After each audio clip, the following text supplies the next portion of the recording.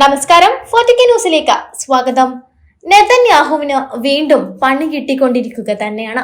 ഇറാനെ ഏത് വിധേനയും ആക്രമിക്കാനിരുന്ന ഇസ്രയേലിന് ഇപ്പോൾ കനത്ത മറുപടിയാണ് കിട്ടിയിരിക്കുന്നത്.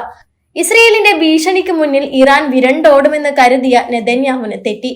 ഒന്നിനെയും ഭയപ്പെടാതെ അവസാന മുന്നറിയിപ്പാണ് ഇപ്പോൾ ഇറാൻ നെതന്യാഹുവിന് നൽകിയിരിക്കുന്നത്. അമേരിക്കയുടെ കൂടെ ചേർന്ന് ഇറാനെ തകർക്കുക എന്നതായിരുന്നു നെതന്യാഹുവിന്റെ മാസ്റ്റർ പ്ലാൻ. പക്ഷെ അതൊക്കെ നെതന്യാഹുവിന്റെ സ്വപ്നം മാത്രമായി മാറുകയാണ്.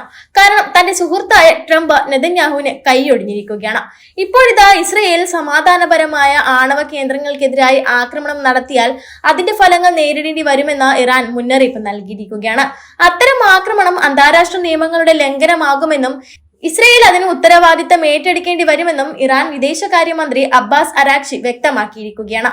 ടെഹ്റാനിൽ നടന്ന പത്രസമ്മേളനത്തിൽ സംസാരിക്കുകയായിരുന്നു അദ്ദേഹം.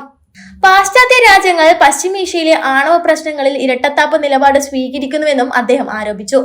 ഇസ്രയേലിലെ രാഷ്ട്രീയ സൈനിക നേതാക്കൾ ഗസയിലേക്ക് ആണവായുധങ്ങൾ ഉപയോഗിക്കാമെന്ന് ഭീഷണിപ്പെടുത്തിയിട്ടുണ്ട്.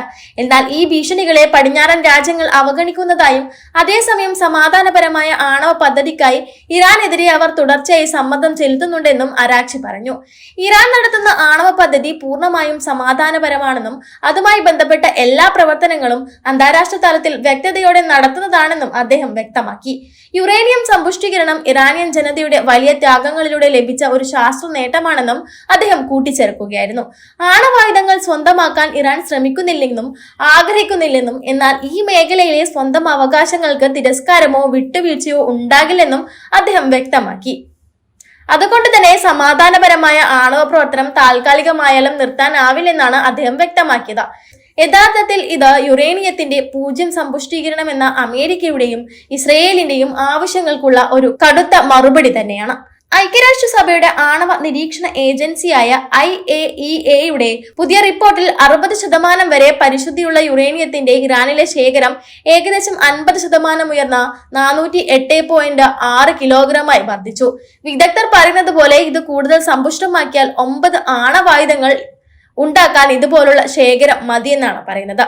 ഇത്തരമൊരു സമയത്ത് ഇറാനെ ആക്രമിച്ചാൽ ഇസ്രയേലിന് 8ന്റെ പണി തന്നെ കിട്ടും. മാത്രമല്ല ഇറാനെ തൊട്ടുപോകരുതെന്ന് മുന്നറിയിപ്പ് ട്രംപും നെതന്യാഹുവിന് നൽകിയതാണ്. ഇറാനുമായുള്ള ചർച്ചകൾക്ക് തടസ്സമാകുന്ന നടപടികൾ ഒഴിവാക്കാൻ ട്രംപ് നെതന്യാഹുവിന് മുന്നറിയിപ്പ് നൽകിയത് നമുക്കറിയാം.